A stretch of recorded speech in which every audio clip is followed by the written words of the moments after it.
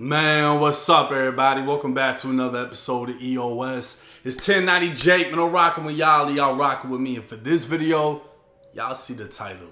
Let's get right into it. America's most hated snitch, Tekashi 6IX9INE, is back in the feds after being arrested by U.S. Marshals. Tuesday, October 29th, 2024, 6IX9INE walked in the New York Southern District Federal Courthouse, located in Manhattan. It's been so long, many have forgotten the details of 6IX9INE's case, or the fact that he's been on supervised release since his 2020 plea deal. 6IX9INE was on top of the world during his music reign, and he fell to the very bottom of society, landing in prison. But even in the criminal world, 6IX9INE would be pushed further down the food chain as he was outcasted for snitching and labeled a rat. For 3 days, 6IX9INE testified against two high-ranking 9 Trey Bloods. Harv, who kidnapped, beat, and robbed 6IX9INE, would receive 24 years, and Nuke, who held the second highest position in the gang, received 17 years in federal prison. 6IX9INE didn't have to testify against his former friend Shawty because Shawty took a plea deal for 15 years, but 6IX9INE would still highlight multiple illegal and violent acts Shawty committed during his testimony. At the height of his career, with multiple platinum records, 6IX9INE was facing a minimum 47 years and up to life in prison, and only because he cooperated, he was sentenced to 2 years, followed by 5 years of supervised release. So why is he now in federal custody? Apparently 2 weeks ago, 6IX9INE was contacted and notified that he'd violated what is essentially federal probation. He was ordered to appear before a federal judge on October 29th, and that judge would send U.S. Marshals to find him after he was an hour late. 6IX9INE would eventually show up to court, but by then it was too late and he was arrested for it. A hearing would take place highlighting 3 violations. 1, being 6IX9INE traveled to and performed in Las Vegas without permission. 2, being he failed a drug test, testing positive for meth. And 3, being he failed to take a required drug test. Now 6IX9INE's lawyer would clarify his client takes Adderall, which could have resulted in a false positive drug test reading. The U.S. attorney would state they plan on adding another violation for this past weekend, as 6IX9INE traveled to Sarasota, Florida, but denied being there. And then after that, he went along to a strip club in Clearwater before ending the night at a mansion party outside of Tampa. The judge apparently showed no sympathy to 6IX9INE, bringing up how another court ordered him not to leave the country.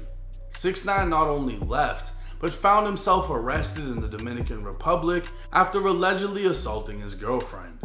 Previously, he'd been detained after being accused of assaulting a local music producer. He was ordered by local authorities not to leave the Dominican Republic, and he would have to be smuggled into Haiti just to fly back to the US. 6IX9INE would explain to the federal judge the Dominican courts were seeking to extort him, but the federal judge would state he was ordered not to go in the first place. The judge would order 6IX9INE detained until November 12th, meaning 6IX9INE will have to be locked up for the next 14 days. This would lead to another problem. The judge was quickly reminded that the last time 6IX9INE entered MDC Brooklyn, the federal jail that holds 1,700 of New York's top criminals, 6IX9INE was attacked in less than 48 hours.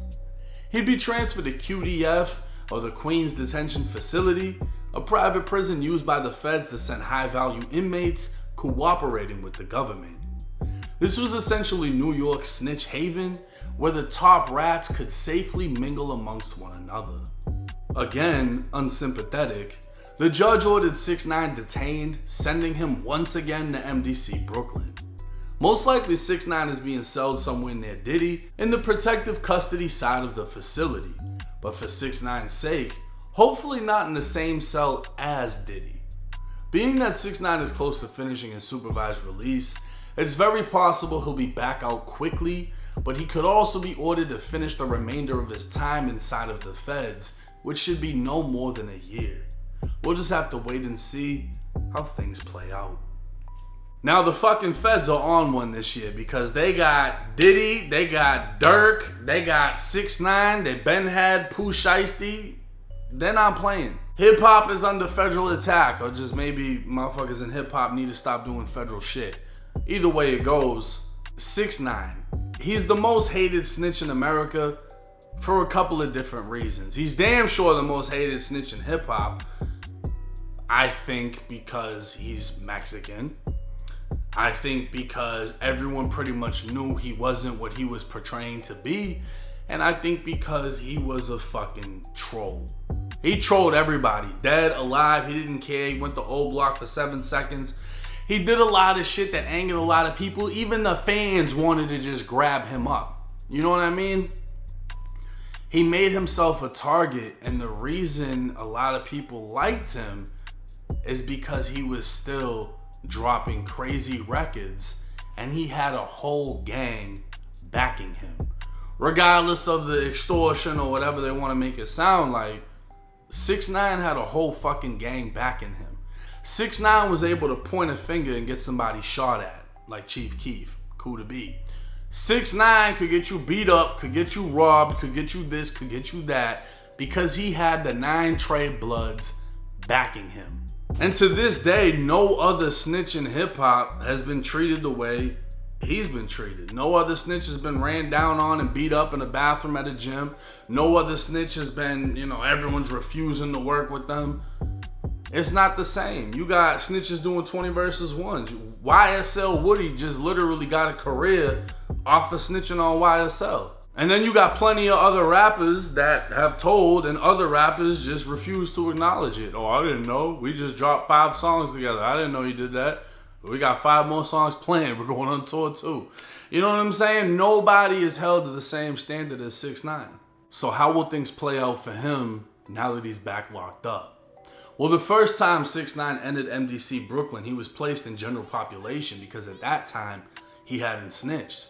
He was most likely still under the false pretense or the false fucking whatever, the facade that he was a 9 Trey Blood and the Bloods were going to protect him in the feds. And as the story goes, he was allegedly punched on by a Crip in the feds. And after that incident, he said, fuck this. I don't know if that's what kickstarted him into snitching. A Crip had to make that happen, whatever. But they transferred him over to the other prison in Queens, the Snitch Haven. And the rest is history. So do I think this time around he's gonna go through the same issues? No, he's in protective custody. Like I said, probably somewhere with Diddy, but hopefully not with Diddy. And I'm pretty sure he's gonna be fine. He's got court coming up. This isn't that big of a deal. It's some violations, but it's the fact that he was facing 47 years minimum and up to a life sentence. It's the fact that, yeah, he cooperated, but had he not cooperated, he would have went down as a gangster rapper.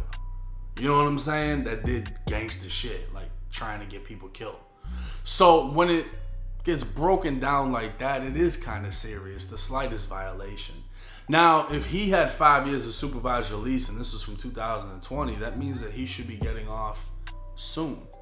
So even if the judge is like, oh, you need to finish this time in the feds, he's gonna get sent somewhere sweet. He's not gonna have to worry about getting stabbed and stuck in the toilet or nothing like that. And it shouldn't be for that long.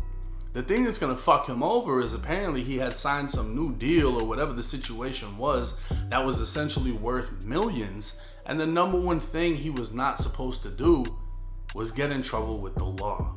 If that's the case, then this little ordeal might have just costed him millions. But let me know y'all's thoughts and comments in the comment section. How do y'all feel in 2024 about 6ix9ine? And why do you think no one else is treated the way he is? Let me know in the comment section. It's 1090 Jake. I'm rocking with y'all rocking with me. Till next time.